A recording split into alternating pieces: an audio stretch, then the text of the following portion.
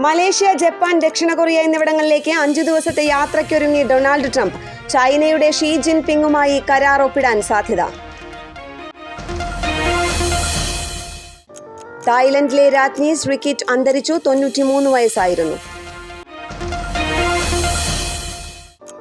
രാഷ്ട്രീയ പ്രചാരണത്തിൽ AI ഉള്ളടക്കം വെളിപ്പെടുത്തുന്നതിനും ഉത്തരവാദിത്തപരമായ ഉപയോഗത്തിനും കർശനമായ നിയമവ്യവസ്ഥയുമായി ഇന്ത്യൻ തെരഞ്ഞെടുപ്പ് കമ്മീഷൻ. വായുമലിനീകരണം തടയുന്നതിനായി ഒക്ടോബർ 28-നും 30-നും ഇടയിൽ കൃത്രിമ മഴ പെയ്യിക്കാനൊരുങ്ങി ഡൽഹി സർക്കാർ. ഒരുക്കങ്ങൾ പൂർത്തിയായതായി ഡൽഹി മുഖ്യമന്ത്രി രേഖ ഗുപ്ത പറഞ്ഞു. ശബരിമല സ്വർണ്ണക്കൊള്ള SIT പ്രത്യേക അന്വേഷണ സംഘം ബംഗളൂരിൽ ഉണ്ണികൃഷ്ണൻ പോറ്റിയുമായുള്ള തെളിവെടുപ്പ് തുടരുന്നു.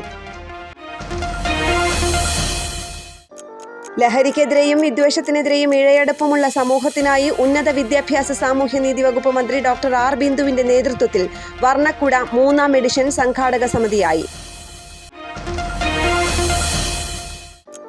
മെസ്സി കേരളത്തിൽ നവംബറിൽ കളിക്കില്ലെന്ന സ്പോൺസർ ആൻഡോ അഗസ്റ്റിന്റെ ഫേസ്ബുക്ക് കുറിപ്പ്.